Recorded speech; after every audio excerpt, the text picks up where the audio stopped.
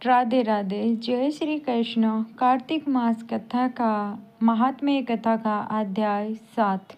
नारद जी ने कहा, हे राजन, कार्तिक मास में व्रत करने वालों के नियम को मैं संक्षेप में बतलाता हूँ, उसे आप सुनिए।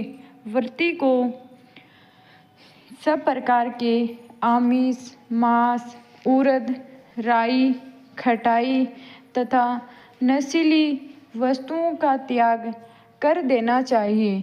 व्रती को दूसरे का अन्न ग्रहण नहीं करना चाहिए, किसी से देश नहीं करना चाहिए और तीर्थ के अतिरिक्त अन्य कोई यात्रा नहीं करनी चाहिए।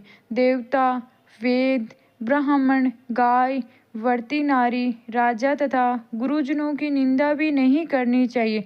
व्रती को दाल, तिल, पकवान व दान किया हुआ भोजन ग्रहण नहीं करना चाहिए। किसी की चुगली या निंदा भी नहीं करनी चाहिए। किसी भी जीव का मांस नहीं छूना चाहिए।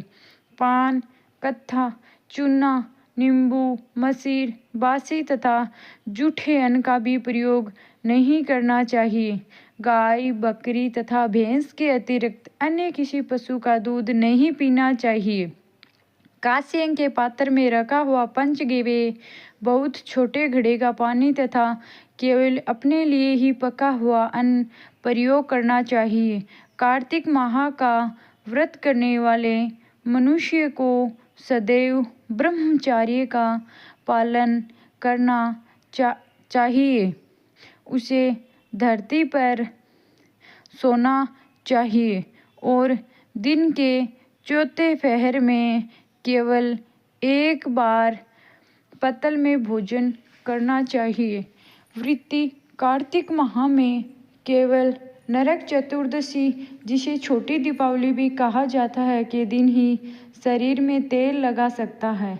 कार्तिक माह में व्रत करने वाले मनुष्य को सिंगाड़ा, प्याज, मट्ठा, गाजर, मूली, कांसी फल, लौकी, तरबूज, इन वस्तुओं का प्रयोग बिल्कुल नहीं करना चाहिए। रजस्वला, चांडाल, पापी, म्लेच्छ, पतित, व्रतहीन, ब्राह्मणद्रोही और नास्तिकों से बातचीत नहीं करनी चाहिए। भगवान विष्णु को प्रसन्न करने के लिए अपनी शक्ति के अनुसार चंद्रायण आदि का व्रत करना चाहिए और उपयुक्त नियमों का पालन करना चाहिए।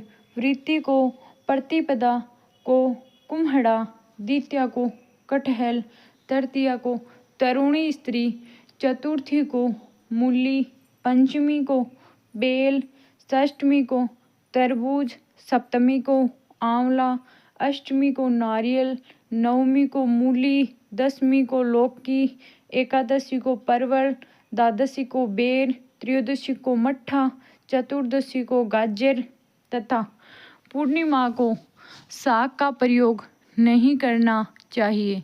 रविवार को आंवले का प्रयोग और सेवन नहीं करना चाहिए।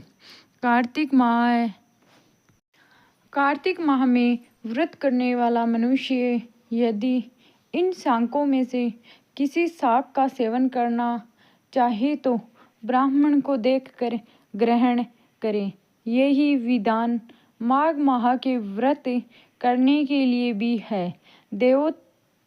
देवोत्थानी एकादशी में पहले कही गई विधि के अनुसार नृत्य, जागरण, गायन, वादन आदि करना चाहिए। इसको विधि पूर्वक करने वाले मनुष्य को देखकर यमदूत ऐसे भाग जाते हैं जैसे सिंह की गर्जना से हाथी भाग जाते हैं। कार्तिक माह का व्रत सभी व्रतों में श्रेष्ठ है।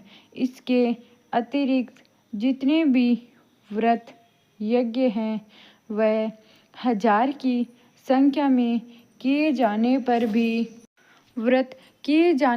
भी इसकी तुलना नहीं कर सकते। क्योंकि यज्ञ करने वाले मनुष्य को सीधा वैकुंठ की प्राप्ति होती है। जिस प्रकार राजा की रक्षा उसके अंगरक्षक करते हैं, उसी प्रकार कार्तिक माह का व्रत करने वालों की रक्षा भगवान विष्णु की आज्ञा से इंद्र आदि देवता करते हैं। वृत्ति मनुष्य जहाँ कहीं भी रहता है, वहीं पर उसकी पूजा होती है, उसका यश फैलता है।